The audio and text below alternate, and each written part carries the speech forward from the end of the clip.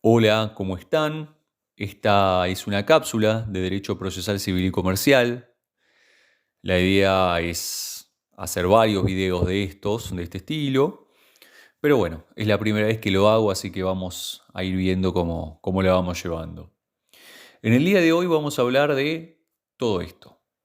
De la definición de Derecho Procesal Civil y Comercial, de las fuentes, de los caracteres, del contenido, de la jurisdicción, de los poderes del juez en su ejercicio jurisdiccional, de los tipos de jurisdicción y de los deberes del juez, del secretario y también los libros. Recuerden que también pueden pasar por el blog, por las redes sociales. El link de las redes lo voy a dejar en la descripción del video. Y en el caso de que hayan ingresado desde Instagram, seguramente va a haber una publicación, una historia destacada que va a llevar y va a redirigir directamente acá. Así que bueno, comencemos.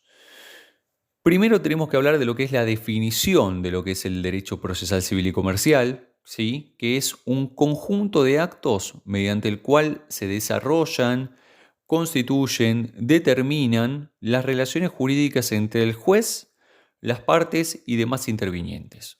Entonces, el derecho procesal está constituido de varios actos. Y estos actos lo que van a hacer es que se desarrolle el proceso, que se constituyan las relaciones jurídicas entre los sujetos, entre el juez, la parte y demás intervinientes, y también que se determinen las relaciones entre estos, ¿sí? ¿Cuál es la finalidad? La finalidad es solucionar el litigio que fue planteado por las partes. ¿Cómo se soluciona? Por medio de una decisión del juez. Entonces el juez va a emitir una sentencia. La sentencia es una norma individual. Con esto va a buscar resolver el conflicto. ¿En qué se va a basar el juez para resolver todo esto? En hechos probados, o sea, hechos que se pueden llegar a probar, y el derecho. ¿Sí? El derecho es la herramienta judicial que usa el juez para poder llegar a dar una resolución al conflicto. Entonces, vamos a tener que hablar de lo que son las fuentes del derecho. Entonces vamos a tener, por un lado, lo que son las leyes, la Constitución Nacional, las acordadas, los reglamentos judiciales, la costumbre, la doctrina y los tratados internacionales. Entonces, vamos a tomar por un lado lo que es la ley. La ley es toda norma general formulada por un órgano competente. ¿Sí? Entonces, vamos a tener que hablar también de lo que es la jerarquía de la ley, ¿sí? Lo que se denomina como la pirámide de Kelsen. En un primer escalón de esta pirámide de Kelsen vamos a encontrar a la Constitución y a las convenciones internacionales, ¿sí? Que hace referencia a lo que es el artículo 75, inciso 22. Este artículo 75, inciso 22 fue incorporado por la reforma del 94, ¿sí? Y esto terminó modificando lo que es el paradigma de la Constitución, porque antes de esto se hablaba de que la cima de la pirámide de Kelsen era la Constitución, ¿sí? Pero este artículo te dice que no solamente la Constitución, sino que también son los tratados que están incorporados en ese artículo 75, inciso 22, que hay una enumeración de carácter taxativa de 11 tratados internacionales, como lo son, por ejemplo, la Declaración Universal de Derechos Humanos. Puede haber nuevos tratados, pero en el caso que se quieran incorporar, va a tener que ser aprobado por las 2/3 partes de cada una de las cámaras, ¿sí? De Cámara de Diputados y de Cámara de Senadores. Luego, en un segundo escalón de esa pirámide, tenemos lo que son los tratados internacionales, otros, y en un tercer estamento, en un tercer escalón, tenemos lo que es la ley nacional, provincial, ordenanzas municipales, acordadas y resoluciones judiciales. Por otro lado, también tenemos lo que son las costumbres, ¿sí? Que son aquellas conductas repetidas, ¿sí? Y son vinculantes cuando hay situaciones que no fueron regladas. Entonces no se dijo algo anteriormente y se aplica esto. Después también tenemos lo que es la jurisprudencia, que es la forma en que se pronuncian los órganos judiciales cuando resuelven conflictos que son similares, ¿sí? Entonces, anteriormente pasó algo similar, entonces se aplica esto. Entonces, es el conjunto de fallos que crea normas que van a usar los jueces para justificar la objetividad a la hora de poder llegar a tomar decisiones, ¿sí? Por otro lado, también tenemos lo que es la doctrina, que es la interpretación que hacen los juristas sobre determinados temas. Entonces, son personas que escriben de derecho y buscan dar soluciones o caminos alternativos. Ahora vamos a pasar a lo que son los caracteres, ¿sí? Los caracteres del derecho procesal civil y comercial. Primero que nada, tenemos que decir que es de derecho público, ¿sí? Porque el Estado lleva a cabo la función jurisdiccional por medio del juez, ¿sí? Entonces se desarrolla esa función jurisdiccional por medio de esta persona que es un juez. Es de carácter autónomo porque es independiente del derecho de fondo y tiene sus propios principios. Es de carácter instrumental porque es el medio para aplicar las leyes de fondo, ¿sí? Es como que juegan en conjunto.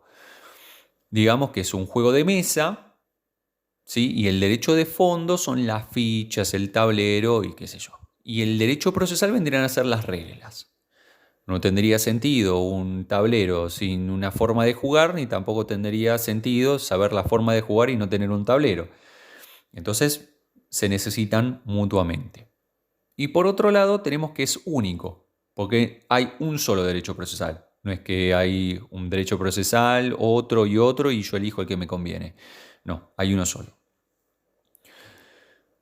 Por otra parte, tenemos lo que es el contenido del derecho procesal. Y el contenido del derecho procesal tenemos por un lado lo que es la acción, que es la potestad que tiene el particular para obtener un pronunciamiento del juez.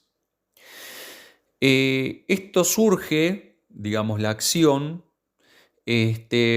por la prohibición de lo que es la autodefensa, ¿sí? De los derechos. Incluso mismo en el derecho romano, la autodefensa era un delito, ¿sí? Porque, por ejemplo, se perdía, el acreedor perdía el derecho a reclamar lo suyo si recurría a la violencia. Entonces, esta persona tenía una deuda a su favor, si incurría a la violencia, perdía su derecho al cobro. Y es una condición para lo que es el ejercicio de la jurisdicción, porque no hay jurisdicción sin acción, ¿sí? O sea, la justicia no se va a mover si nadie se lo pide. Entonces, es el derecho que tiene uno de pedir la jurisdicción. Por otro lado, también tenemos la pretensión. Con la pretensión se termina cristalizando por medio de una demanda, ¿sí? Es el acto de pedido formal por el cual se inicia un proceso, ¿sí? Entonces es la declaración de voluntad por la que una persona le reclama a otra, ¿sí? Frente a un tercero. Después también tenemos lo que son el proceso, que son los actos procesales que tienen lugar desde que se empieza el trámite con la demanda hasta la sentencia. Entonces ahí tenemos el acto. Los actos, por eso ahí está en esa pequeña línea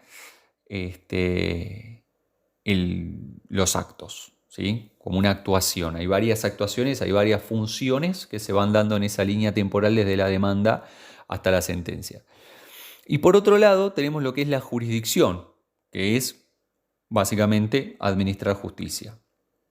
Es la actividad propia de lo que es el Poder Judicial, desplegar todos los medios para poder llegar a obtener una solución.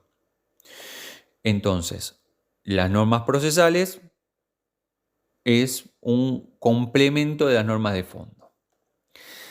Y ahora vamos a ir a una parte que es, creo yo que la parte más compleja de poder establecer lo que es la jurisdicción. Es la facultad que tiene, bueno, para empezar, el origen etimológico viene de jurisdictio, ¿sí? Que es la facultad del juez de decir derecho. ¿Por qué? Porque iuris es derecho y dictio es decir. Entonces es la facultad para poder llegar a decir derecho.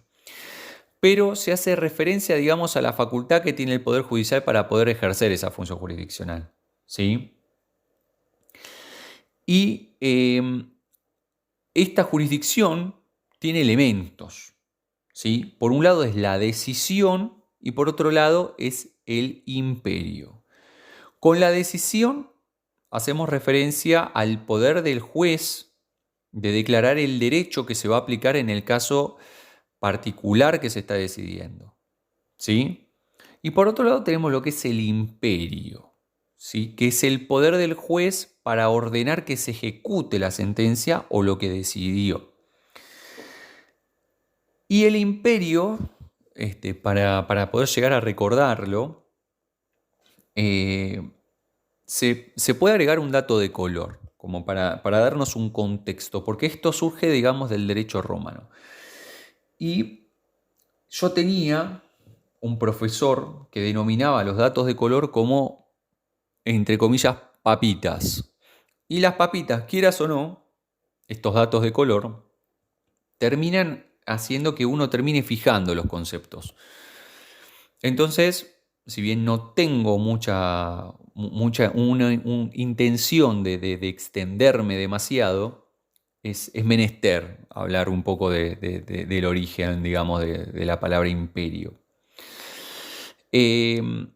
Digamos que el imperio se lo estima como el poder público más elevado que comprende la jurisdicción y el mando militar en esa época. Pero para ponernos en un contexto de lo que era la antigua Roma, ¿sí? Podemos decir que la primera organización política de Roma fue la monarquía etrusca. ¿Sí? Los etruscos era una civilización que estaba en el centro de la península itálica, ¿sí? Pero después su territorio fue conquistado por la expansión de Roma. ¿A qué voy? Había una monarquía etrusca. Esta monarquía se extendía desde la fundación de Roma, ¿sí? Del año 753, con Rómulo, Remo y eso, hasta la revolución patricia del año 509. ¿Sí? En ese momento había luchas entre patricios y plebeyos, se terminó derrotando al rey en ese momento, que fue el último, que se llamaba Tarquinio el Soberbio, que hay una particularidad de que era el yerno de Servio Tulio, que todos los que estudiamos derecho romano sufrimos un poco con Servio Tulio, con todas las reformas que hizo, con el censo que había dividido el territorio. Y bueno, en esta época, en este espacio temporal, había un rey vitalicio, ¿sí? Pero no era hereditario. Entonces, iban cambiando de reyes y no necesariamente tiene que ser hereditario, ¿sí? Sino que era otra persona que nada que ver. Una vez que termina cayendo esta monarquía, se termina estructurando el gobierno como una república aristocrática, ¿sí? Entonces, el cargo del rey pasaba a ser ocupado por dos cónsules, que eran magistrados que eran elegidos por los comicios, que se iban a desempeñar en su función, iban a desempeñar la magistratura por un año y con derecho a veto. ¿Sí? Era lo que se denominaba la intercesio sobre las decisiones del otro cónsul. ¿De acuerdo? O sea, había dos cónsules que eran elegidos por los comicios y tenían una forma de limitar sus poderes por medio de la intercesio. Ante la crisis, los cónsules fueron reemplazados por un dictador con plenos poderes, ¿sí? Que iba a durar lo que duraba la emergencia y en ningún caso iba a superar los 6 meses. Este magistrado iba a estar secundado por un colega de menor jerarquía que se lo denominaba como magister equitum.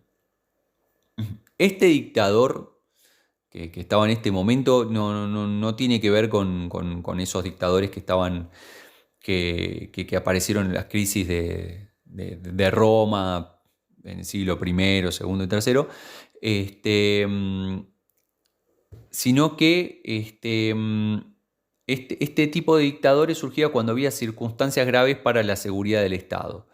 Entonces el Senado autorizaba a los cónsules con facultades para restaurar la normalidad. ¿Sí? El ejemplo es el de Pompeyo, que le habían otorgado los plenos poderes, como pasaba acá con con Rosas en su momento, que le habían otorgado los plenos poderes. Bueno, en este caso sucedía lo mismo. En este caso a Pompeyo le habían otorgado, digamos, los plenos poderes porque había un conflicto con los piratas en ese momento en el mar Mediterráneo, entonces se le habían otorgado los poderes para poder llegar a derrotarlos a estas invasiones de los piratas ilirios. Pasamos a lo que tiene que ver, bueno, con el Alto Imperio, lo inicia Octavio con el título de Príncipeps, que era el primer ciudadano, y al que más adelante se le iba a conceder el título de Augustus. Creo que ya me estoy yendo demasiado por las ramas, pero el principado desaparece con el asesinato del emperador Alejandro Severo e iba a dar lugar a lo que era el Bajo Imperio, ¿sí? Que ahí surge lo que tiene que ver con el absolutismo, la barbarie, la invasión de los bárbaros justamente, hasta que se muere Justiniano, ¿sí? Entonces, al imperio, si bien no hay una definición, porque no es que un romano nos escribió una definición de lo que era el imperio, se lo denomina como el poder público más elevado que comprende la jurisdicción y el mandato militar, ¿sí? Es como un poder supremo que se le daba. Entonces, pasándolo a la realidad de lo que tiene que ver con lo que vendría a ser el Imperio Romano, con la actualidad, el juez estaría ejerciendo ese tipo de función, ¿sí? Tiene el imperio, el poder para ordenar que se ejecute la sentencia o lo que decidió. ¿Sí? Es un poder supremo lo que tiene el juez. Pero bueno, volviendo a la actualidad, los poderes del juez en ejercicio jurisdiccional son también con latinajos. Entonces acá vamos a anotar que tenemos la notio, la vocatio, la coertio, el judicium y el executio. La notio es la facultad que tiene el juez de conocer sobre los hechos que debe resolver. Entonces hay un problema entre las partes. Cuando la parte actora hace la demanda y la demandada contesta, en ese momento el juez observa lo que sucedió, ¿sí? Ahí se va a noticiar de esta situación. Por otro lado tenemos lo que es la vocatio, que es la facultad que tiene para llegar a convocar a las partes para ir a un juicio a comparecer y someterlos a la consecuencia de la decisión. Tenemos también lo que es la coertio, que es la facultad que tiene el juez para usar la fuerza para que se cumplan las medidas ordenadas en el proceso, con embargos, secuestros, ¿sí? De cosas, o no sé, un testigo que es convocado para declarar y no va. Entonces el juez tiene el auxilio de la fuerza pública. Por otro lado también tenemos lo que es el judicium, que es la facultad que tiene el juez de dictar una sentencia definitiva y hacer que su decisión sea cosa juzgada. Y por otro lado también tenemos lo que es la executio, que es la facultad que tiene el juez para hacer que la sentencia definitiva se cumpla. Entonces, si el obligado a cumplir una sentencia no la cumple, le da la potestad al juez de poder llegar a utilizar la fuerza si es necesario, como dije anteriormente, pero lo podemos llegar a ejemplificar con una obligación de hacer. Entonces el condenado no lo hace. Entonces el juez puede hacerlo mandar hacer por otro. Y es el caso de lo que tiene que ver con el juicio de escrituración o una escrituración. Entonces, el juez en este caso iba a suplir a lo que es el vendedor remiso y ordena hacer una escritura, ¿sí? El vendedor no está, entonces el juez se coloca en cabeza de este vendedor y otorga lo que es la escritura. Tipos de jurisdicción. Acá tenemos varios tipos de jurisdicciones. Arrancamos con lo que es la jurisdicción legislativa, que básicamente hace referencia a los juicios políticos, ¿sí? Y esto se encuentra en el artículo 53, 59 y 60 de la Constitución Nacional, ¿sí? Van en juego, juegan los tres juntos.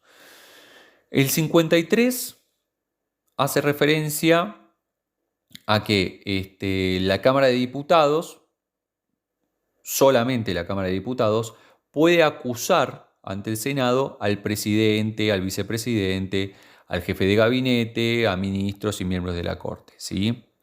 Esto es de carácter taxativa, ¿de acuerdo? ¿Y por qué motivos puede acusar la Cámara de Diputados? Por mal desempeño, ¿sí? Por delito en el ejercicio de sus funciones, por delitos comunes, ¿sí? Digamos que en este caso los diputados serían los fiscales y el Senado sería el tribunal, ¿sí? Pero no es un juicio para que vayan a la cárcel, digamos. Acá lo que se va a buscar es sacarle lo que son las atribuciones al poder político de turno y después el poder judicial, según el 109, a juzgarlos por medio de lo que tiene que ver con el debido proceso. Luego tenemos lo que es el artículo 59, que es que le corresponde al Senado juzgar en juicio político a los acusados por la Cámara de Diputados, o sea, sería la consecuencia del 53, pero digamos que hay un asterisco, ¿sí? Porque cuando el acusado es el presidente de la Nación, el Senado va a ser presidido por el presidente de la Corte Suprema, porque el presidente del Senado es el vicepresidente de la Nación, entonces no se va a juzgar al presidente porque, bueno, forma parte de la misma fórmula política, o al menos se supone eso, entonces no se va a poder llegar a juzgar. Y se va a necesitar, como es una situación bastante grave, el voto de las 2/3 partes presentes, ¿sí? Porque, bueno, nada, es una cuestión complicada, se necesita mayoría calificada para poder llegar a declarar culpable a alguien. Y por otro lado tenemos el artículo 60, que también es una consecuencia de los otros, por eso digo que van en juego, porque básicamente tendrían que estar los tres juntos, que es básicamente el elemento de control del Poder Legislativo ante el Poder Ejecutivo o ante el Poder Judicial, porque lo que pasa es que lo que se busca es destituir al acusado y sacarle el cargo, ¿sí? Y este tipo de situaciones pasaron acá en Argentina,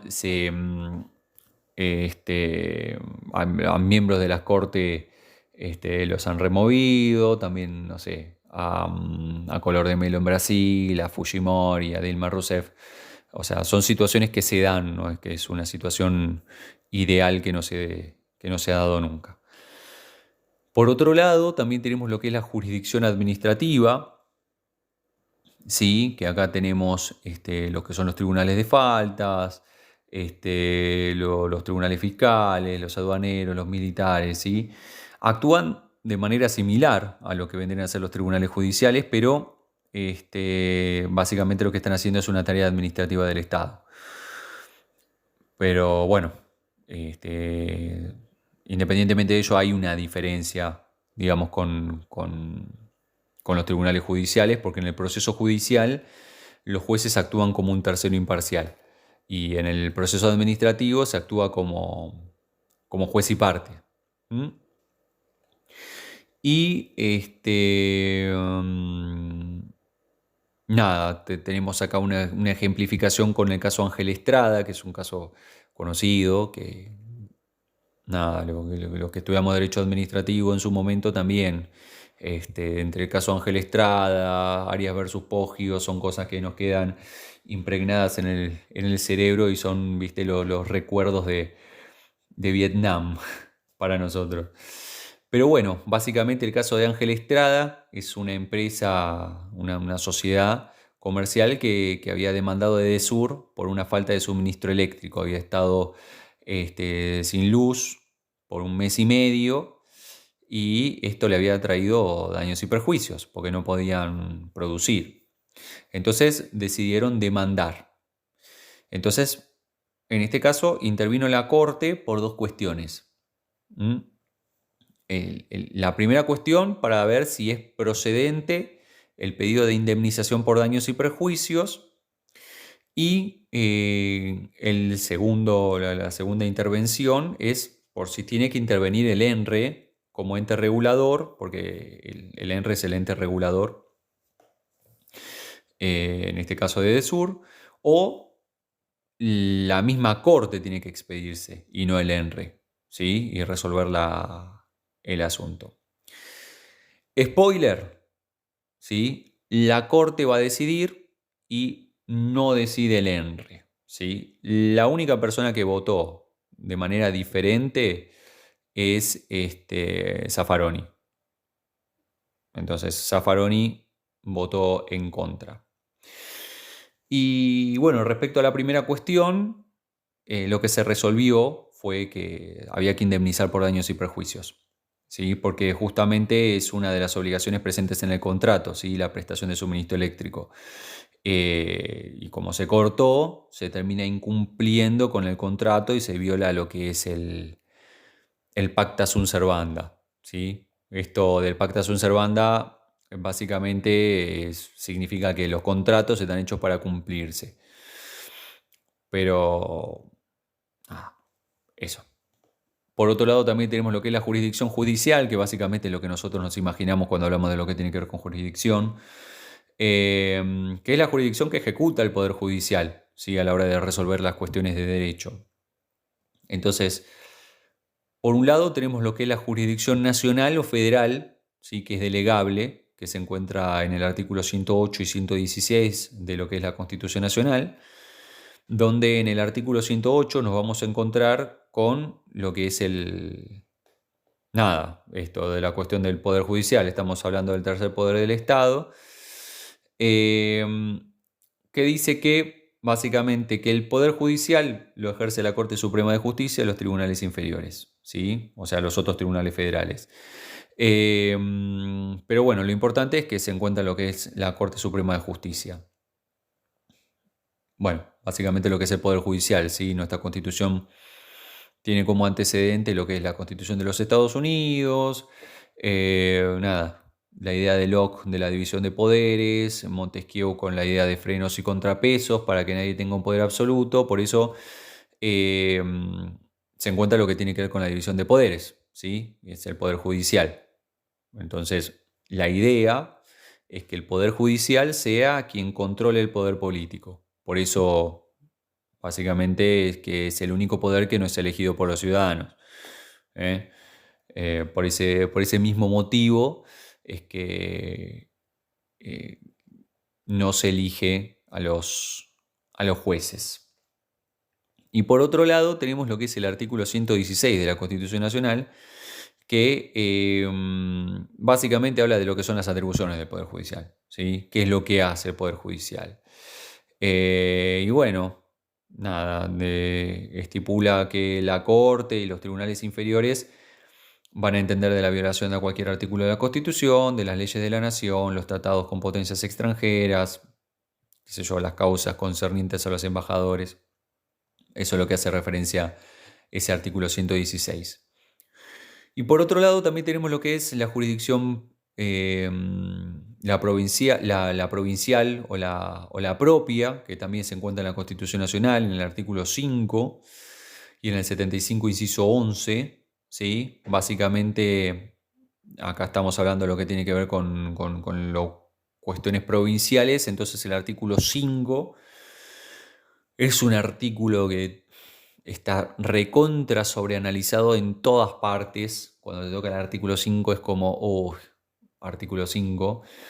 Pero bueno, básicamente lo que nos interesa acá es determinar que que en Argentina está garantizada lo que es las autonomías provinciales, porque bueno, básicamente las provincias son preexistentes a lo que es la nación y acá le está dando entidad, digamos, diciéndoles que son autónomas, que tienen su propia constitución y que tiene que garantizar el sistema representativo republicano y además, acá que es lo que nos importa, administrar su justicia y tener su régimen procesal. Y el 75, inciso 12, hace referencia a que el Congreso tiene la función de dictar los códigos de fondo, lo civil, penal, comercial, laboral, minería, sin que, digamos, esos códigos alteren las jurisdicciones locales. Así que, es otro dato. Y por otro lado también tenemos lo que es lo contencioso, ¿sí? Que que cuando hay dos personas que no quieren lo mismo y tienen intereses diferentes y contrapuestos, es lo que estamos hablando con cuestiones de carácter contenciosa, ¿sí? Porque pido que me reparen el daño que me causó una persona en su accionar y este se opone y dice que es mi culpa. Entonces, bueno, eso es lo que tiene que ver con la cuestión de carácter contencioso, ¿sí? De contienda y de conflicto. Y por otro lado también tenemos lo que es la jurisdicción voluntaria, que en este caso, a diferencia de lo que tiene que ver con lo contencioso, acá no hay controversias, no hay un litigio. Acá solamente el juez va a dar autenticidad a un acto o reconocer la existencia de una situación de hecho, ¿sí? Como, no sé, designar un tutor de incapaces.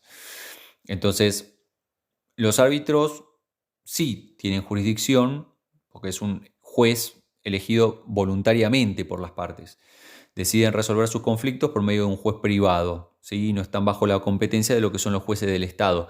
Pero lo que no tienen los árbitros es el imperio. Por eso hice hincapié en esta cuestión de carácter histórica, para tenerlo en cuenta, porque los árbitros no tienen imperio. O sea, por más que sean elegidos entre las partes. Entonces no pueden ejercer la fuerza para llevar a cabo sus decisiones. Entonces, para que puedan llegar a tener la fuerza es necesario recurrir a la justicia oficial, porque ellos sí tienen imperio. Ahora vamos a pasar a lo que tiene que ver con los integrantes de un juzgado civil y comercial. En este caso vamos a hablar de lo que tiene que ver con el juez y el secretario. Estas personas son los encargados de administrar lo que es la justicia, ¿sí? Y van a atender las causas que ingresan, van a atender a los abogados y van a atender también a los demás auxiliares de justicia. Independientemente de ello, no van a ser los únicos integrantes del juzgado, porque también están los auxiliares letrados, los oficiales mayores y los demás oficiales y auxiliares de justicia, pero básicamente los jueces y los secretarios tienen una mayor entidad y se encuentran regulados por el Código Procesal Civil y Comercial. En el caso del juez, por el artículo 34, el 35 y el 36, y el secretario con el 38. Entonces, en el caso del juez, en el artículo 34 tenemos lo que son los deberes, ¿sí? Y ahí hace una enumeración de todas las cosas que tienen que hacer los jueces, que básicamente es asistir a las audiencias de prueba bajo pena de nulidad, siempre y cuando, bueno, cualquiera de las partes lo pida con una anticipación no menor de 2 días de su celebración, hacer las diligencias de manera personal, ¿sí? Todas aquellas que diga el código procesal. En el caso de los juicios de divorcio y nulidad de matrimonio, esto es importante, en la providencia que ordena el traslado de la demanda, se fija una audiencia donde tienen que ir las partes y el representante del Ministerio Público. Entonces se va a buscar, en este caso, que se pongan de acuerdo sobre las cuestiones vinculadas a la tenencia de los menores, a lo que tiene que ver con las visitas, las atribuciones, la atribución del hogar conyugal y esas cosas. Después también, bueno, van a tener que decidir las causas de acuerdo al orden en que llegaron, ¿sí? O sea, la que entró primero se resuelve. Si entra segunda, se resuelve. Salvo que haya cuestiones de carácter urgente, entonces ahí ese orden de cronológico se rompe. Después también va a tener que fundar todas las sentencias, las definitivas y las interlocutorias, ¿sí? Bajo pena de nulidad. Esto es importantísimo, porque si no está fundada la sentencia, es nula la sentencia y ahí perdiste todo. Y por otro lado también tenés lo que es dirigir el procedimiento, ¿sí? Manteniendo la igualdad entre las partes y demás cuestiones. En cuanto a lo que tiene que ver con las providencias simples, dentro de los 3 días de presentadas las peticiones por las partes, o desde el vencimiento del plazo del artículo 36, inciso 1, eso es lo que dice el Código Procesal, que básicamente es tomar las medidas tendientes a evitar a que se paralice el proceso Entonces, cuando se vence ese plazo, se pasa automáticamente a la siguiente etapa, ¿sí? Entonces, con las providencias simples, se tiene que dictar dentro de esos 3 días de presentadas las peticiones. Las sentencias interlocutorias, ¿sí? Salvo disposición en contrario, tenemos que si el juez es unipersonal, se tiene que dictar dentro de los 10 días de quedar el expediente en despacho. Y si es un tribunal, o sea, es colegiado, dentro de los 15 días de quedar el expediente en el despacho. O sea que las sentencias interlocutorias en cuanto a lo que tiene que ver con la contabilización del tiempo es bastante simple, ¿sí? Porque lo que tenemos que tener en cuenta es que el expediente tiene que quedar en despacho. Entonces la contabilización del tiempo difiere de acuerdo si el juez es unipersonal o es colegiado. Pero con las sentencias definitivas, acá cambia la cuestión porque en el caso de que sea un juez unipersonal, ¿sí? Tiene que ser dentro de los 40 días desde que el llamado de autos para sentencia queda firme, ¿sí? Y si es un tribunal, o sea, es colegiado, es dentro de 60 días desde la fecha en que se sorteó el expediente. Todo esto también como pasó con las sentencias interlocutorias, salvo disposición en contrario. Después también tenemos lo que son las facultades disciplinarias, que es el 35, que es básicamente para mantener el orden en el proceso, ¿sí? Entonces, básicamente es el poder de policía sobre las partes y los letrados. En el caso de que haya una falta de disciplina en el trámite procesal, no va a ser considerado un delito, pero bueno, básicamente es para mantener el orden. Entonces, va a mandar a tachar o borrar toda frase injuriosa, que puede pasar. Se van a excluir de las audiencias a quienes perturben el curso, se va a aplicar correcciones disciplinarias que están autorizadas por el Código Procesal Civil y Comercial. Por otro lado, también tenemos lo que son las facultades condenatorias, que están en el 36, que es un deber del juez de concentrar procedimientos y evitar que se pierda el tiempo, ¿sí? El dispendio de actividad, básicamente. Entonces van a tener que tomar medidas que eviten que el proceso se detenga. Entonces una vez que se vence el plazo se pasa a la siguiente etapa, que es lo que habíamos enumerado previamente en el artículo 34. Ordenar las diligencias necesarias para poder llegar a la verdad de los hechos controvertidos, corregir los errores materiales, suplir omisiones de la sentencia, mientras no se altere lo sustancial, pedirle a las partes en cualquier momento que comparezcan para dar explicaciones o para conciliar, pedir que comparezcan los peritos y los testigos,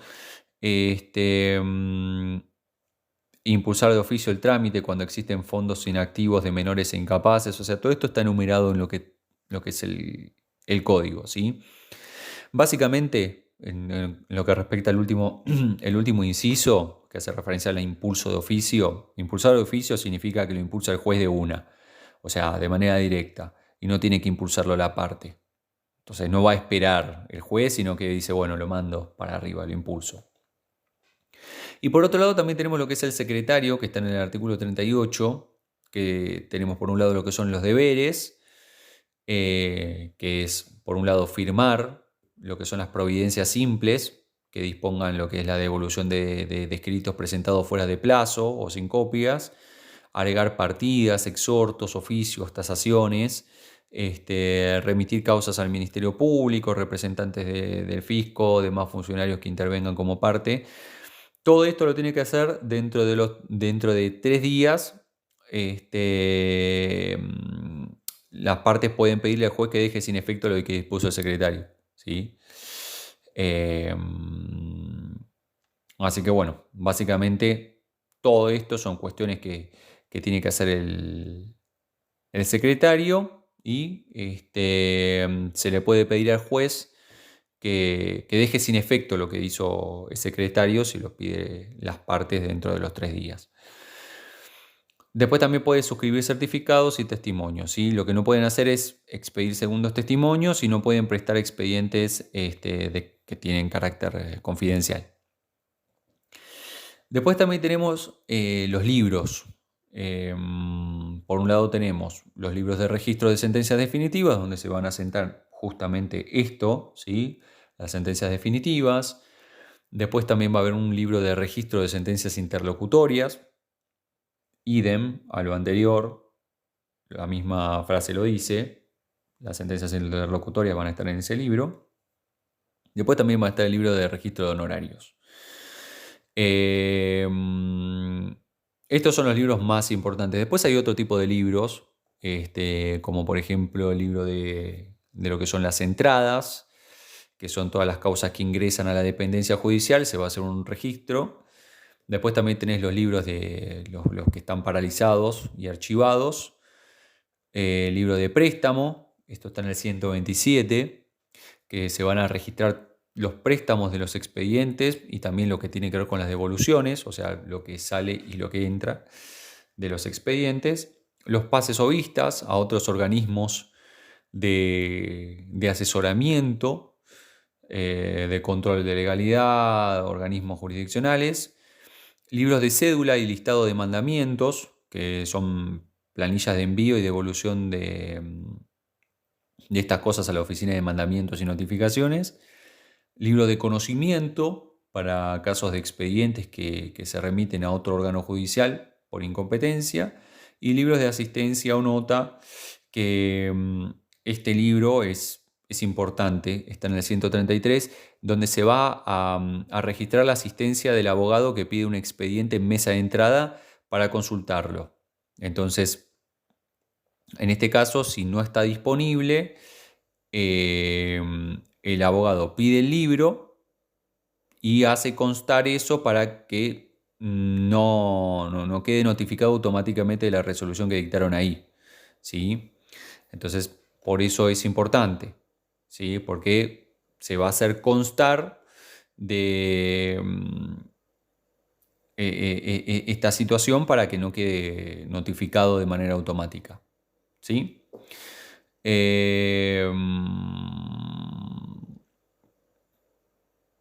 Perdón, ya estuve hablando demasiado, ya me estoy perdiendo.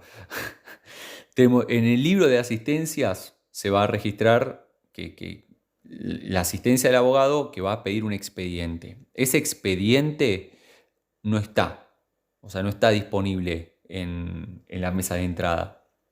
Entonces, no está disponible, entonces este abogado va a pedir ese libro de asistencia o nota y se va a hacer constar que ese expediente no estaba ahí. Entonces, como no estaba ese expediente, vos no te podés anoticiar de lo que dice el expediente, ¿sí?